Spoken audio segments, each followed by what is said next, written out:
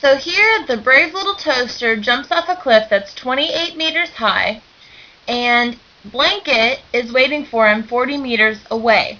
So the question is, and I'll write this out, how fast does he need to be running so that he lands on Blanket and falls safely to the ground? So first we're going to set up our y direction and x direction charts. In the y direction, notice that our velocity at the beginning is all horizontal. So in the y direction, our initial velocity is 0 meters per second. Our final velocity we don't have yet, and we don't really know if we need it, but we know that our acceleration in the y direction is negative 9.8 meters per second squared.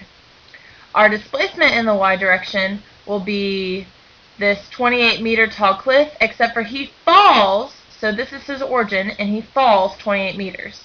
So our y displacement is negative 28 meters. And we don't know time yet. But we do know that whatever our initial velocity is in the x direction, our final velocity will be the same, because velocity in the x direction is constant. So what that means is that our acceleration is 0 meters per second squared. We also know what our displacement in the x direction is. It's 40 meters.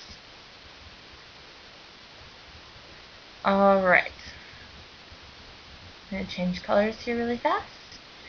Okay, we always solve for time in the y direction. We don't have final velocities, so we can go ahead and solve for time without final velocity. So we're going to use the equation delta y equals initial velocity times time plus half of our acceleration times time squared. Let me go a little bit darker there.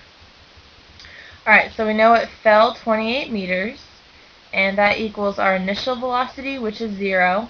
0 times time is still 0, so that can go away, but we'll go ahead and include it for right now. Plus half of acceleration due to gravity, so that's actually negative 4.9 if you take half of negative 9.8, and then times time squared. So what we end up with is negative 28 equals negative 4.9 times squared. So we need to divide both sides by negative 4.9. On the right side, negative 4.9 divided by itself will cancel out, and then we're just left with t squared equals negative 28 divided by negative 4.9, and we can actually take the square root of this to find t. Okay, so we'll pull up our calculator, and negative 28 divided by negative 4.9 is 5.7 and change. So I like to store my x value and then take the square root of x. And I get 2.39, we can call that 2.4. So our time is 2.4 seconds.